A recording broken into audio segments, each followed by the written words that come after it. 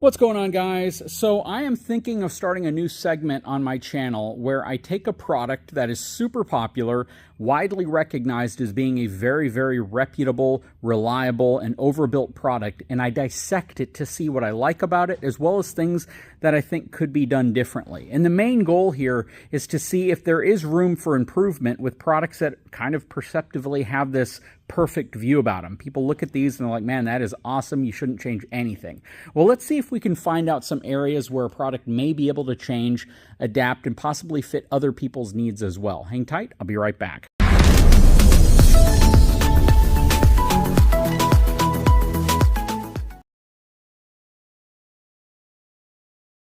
Okay, so in front of you, you were looking at the maximum duty version of a bulletproof hitch. Now, this specific one is super dang heavy.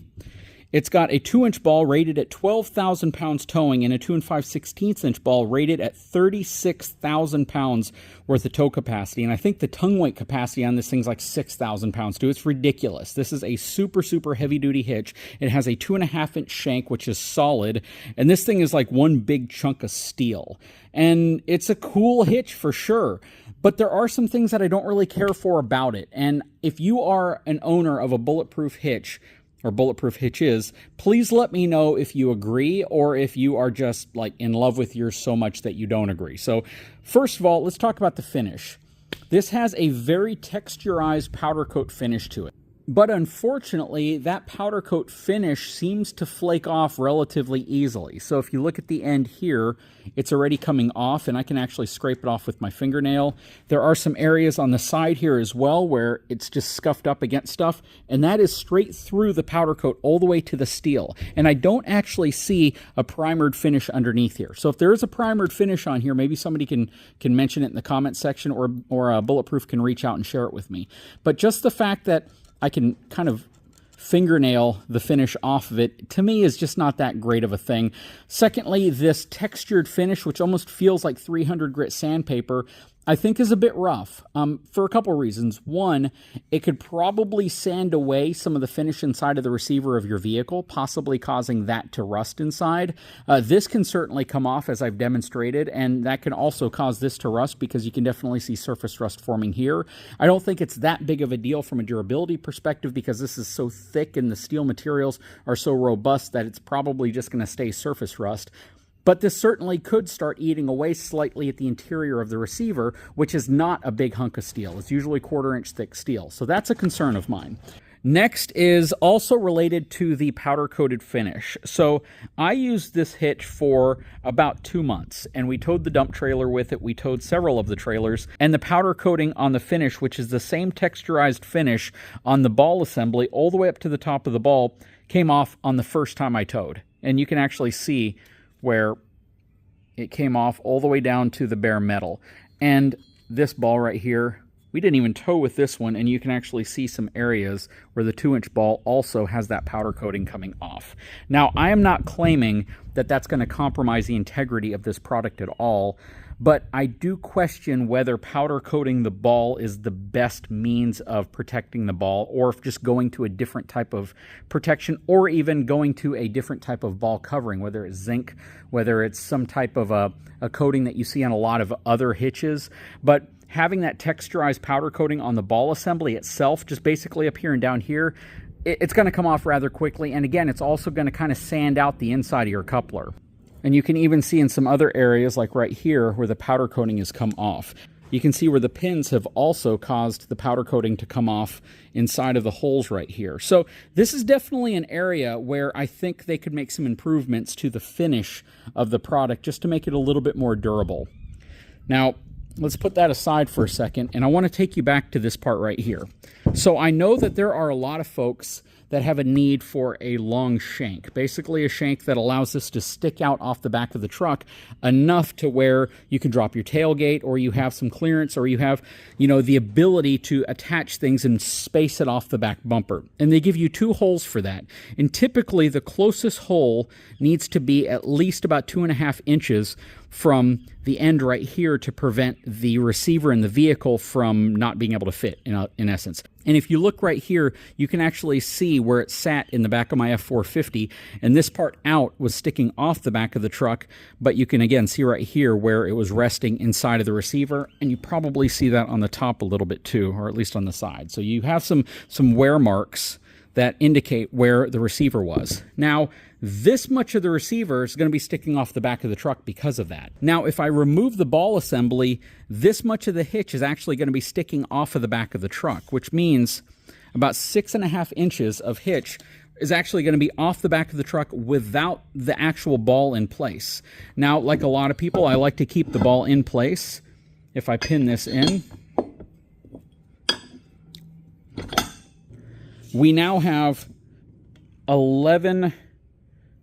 11.5 inches sticking off of the back of the truck. And that is a pretty significant amount of hitch that's behind the bumper. And this is one of those reasons why people hit their shins. This is one of those reasons why you might be backed into a parking spot at a restaurant and people walking by, maybe kids, people talking to each other as they walk, might hit this. It's a lot of hitch off of the back. And even if you can shave a few inches off of that, you make it a lot safer for folks who are walking behind the vehicle, maybe even yourself.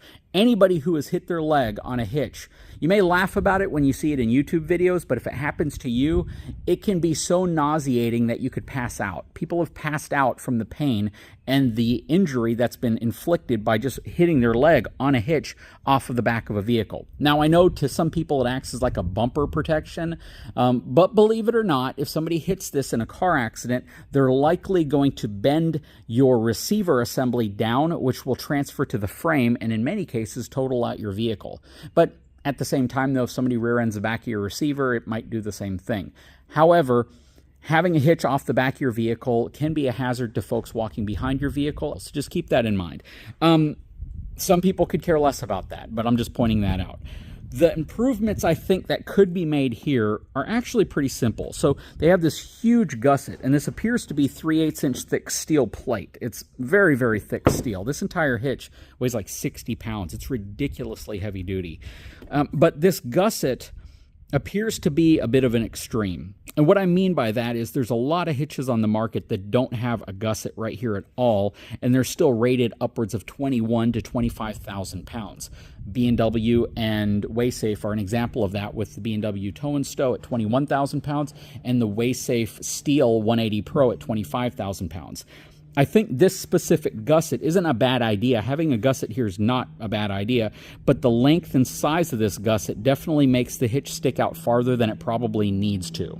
Now, I'm not saying eliminate how far this can stick off the back of your vehicle if you want it to. You have two holes right here that are spaced about, I'm going to say about 1.5 inches apart. I'm just saying, could the folks at Bulletproof put another hole up here, reduce the size of this gusset significantly, still have the structural integrity they're looking for, even if they have to go to maybe 2 gussets, but smaller gussets, and give you the strength, plus be able to reduce the overall footprint coming off the back of your vehicle. So imagine this.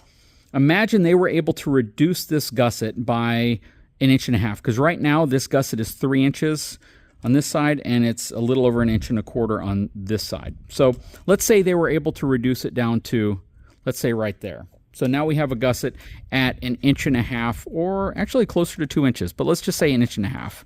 Let's say they reduced the gusset to this area right here, and they were able to still make it taper back down like this to the bottom. And because they've reduced it there, they now have the ability to put the mounting hole, let's just say, right here.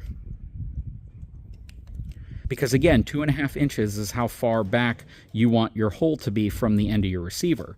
So now they can put the hole right in this general area. And if you want to see how much of this hitch would then rest off of the back of your vehicle, we've reduced it from, again, about 11.5 inches, and that would be reduced down to 8 inches. So we can shave about 3 inches off of how much sticks off the back of the truck if we're able to add another hole right here, roughly 3 inches from the center of this hole. So that is what I would propose to do. Basically reduce the size of the gusset, maybe add a second gusset for structural integrity, and add a third hole right here, so this entire assembly would rest closer to the vehicle for those who want it to rest closer to the vehicle. That's a big deal to me, and it's actually a big deal to a lot of folks that are looking at getting hitches. One of the reasons people opt for the tow and stow, for a WaySafe, for several of these other products is because it sits closer to the vehicle, and even then you can move the ball if you want it to sit even closer.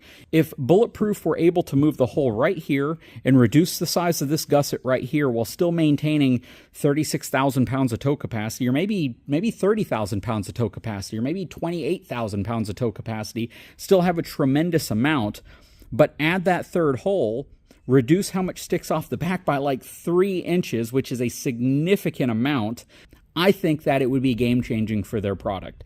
Because again, I love the product. I love the fact that if I want to stick this thing further off the back, I can, but I'd love to have the flexibility of getting this as close to the truck as possible, because if I remove the ball assembly now, the whole thing's only going to stick off the truck like 3 3/4 inches. Isn't that insane? Right now, if I remove the ball, it's going to stick off the truck almost 6 3/4 inches. So that's a big, big difference, and creating a lower profile look off the back of the vehicle, I think, would be absolutely game-changing. So to recap on the things that we've noticed, the powder coating on this is cool. It's ruggedized feeling. It's textured, but it comes off really easily. And once it comes off, it looks like it comes off straight to the steel. I don't see any type of primer or zinc coating underneath here, which I think would be really nice to have.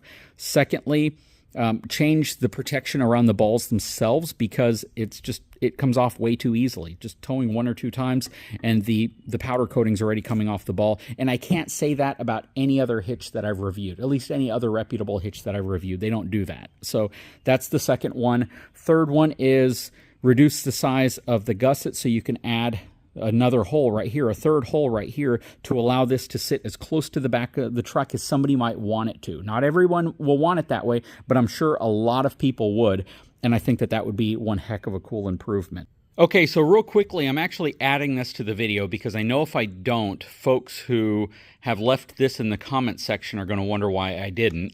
So I've received a few comments pretty much anytime I do a review dedicated to the Bulletproof Hitch product. I receive a few comments from folks saying that these pins are sometimes susceptible to bending. And one person said that one almost sheared, which means that a piece of it almost broke off. I don't know what the details are around it. I know one person mentioned using it with weight distribution, and that potentially caused a pin to bend. But I have seen multiple comments on my videos as well as other videos where people have reviewed the Bulletproof product, and they say that these pins are susceptible to bending, mainly because they carry the entire load of the hitch head. So with some hitches, you have the hitch head, which follows a track, and it's already in place, kind of like B&W or WaySafe, where it's already in a track. And that track is going to help carry part of the load. And the pins secure it in place, but also can carry part of that load. But with the Bulletproof product, the pins carry 100% of the load because this just rests within this track, and the pins hold this in place. So this is inside of here, and the pins are simply holding it in place. So I do believe that it could be possible that these pins can bend. Now, I don't know which version of this hitch that happened to, but I have more than one Bulletproof hitch here, and the pins look the same.